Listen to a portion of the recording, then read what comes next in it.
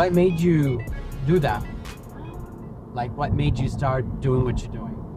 Well, my degree is actually in criminal justice for juveniles. Okay. Let me start off with saying that. So Sure. It was the criminal justice system, period. First off, I'm a minority. I've lived in inner city, low poverty, federal, 200% below for years, all of my life. And the fact that I seen that the schools were shut down, the community centers were shut down, but I can look in different areas of that same community and see juvenile prisons being built or adult prisons. It was the school to prison pipeline that actually bothered me so much.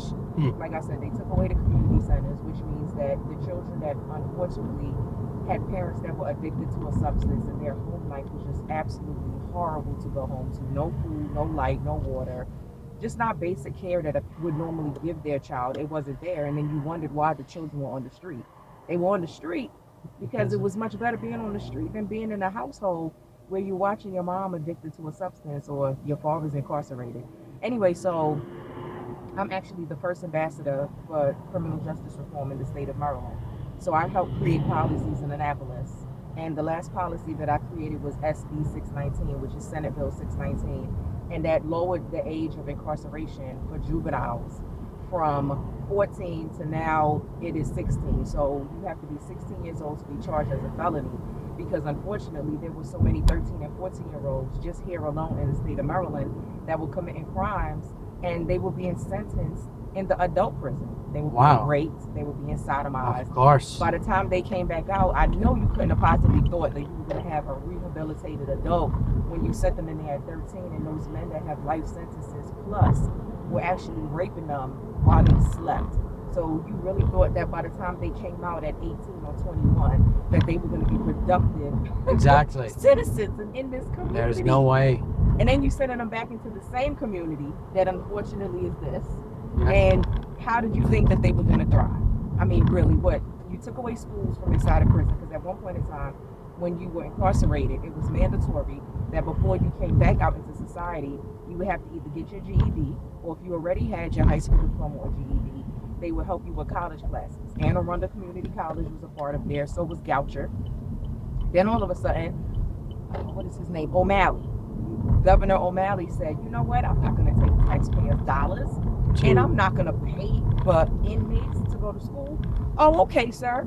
So now you took away a chance of them coming home with something that they went in not having. So you're going to send them right back out into society and wonder why they rob, steal, rape. They don't got nothing else. By the time they come home, who wants an ex-felon that has a long list? So when I pull your record and I see, oh, damn, so you raped somebody? You was 15 and you raped somebody?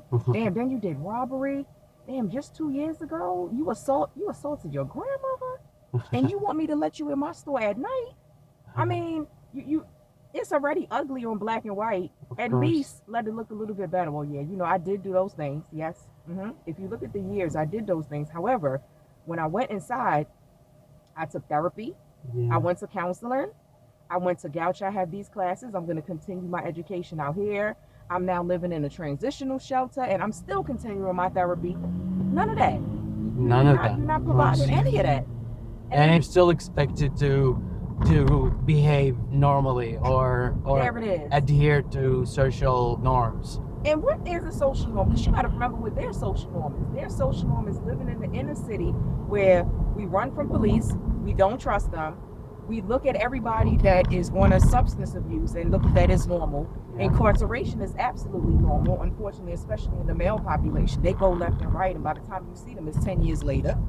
The mother is the only one that's in the household, and when times get hard for her, what does she do? Start drinking, finding her own substance, or just physically abusing the child that she has to take care of, because shit, if you wasn't here living with me, I could do what the hell I want, but now I gotta feed you, I gotta take care of you, I'm doing this all by myself. Life is hard.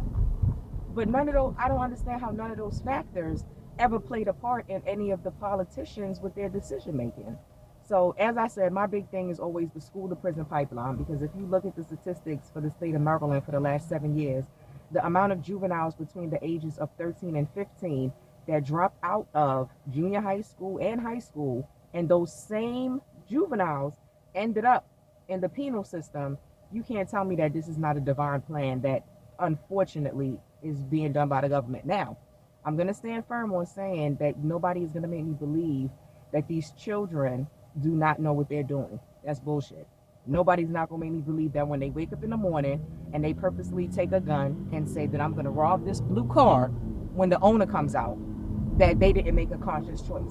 I'm not saying that whatsoever. What I'm saying is, instead of placing them in an adult facility to be treated as an adult when they still have a childlike mind, please place them in a juvenile center until they're able to get therapy, they get counseling, let them go through a foster care system, all while still being punished for the crime that they consciously committed. Don't take them as juveniles and put them in an adult prison and then expect when they come out as an adult, they're going to be safe. Yeah. I'm not safe with them. No. I'm not safe with somebody that was sodomized and raped. Absolutely. You don't know how they will react.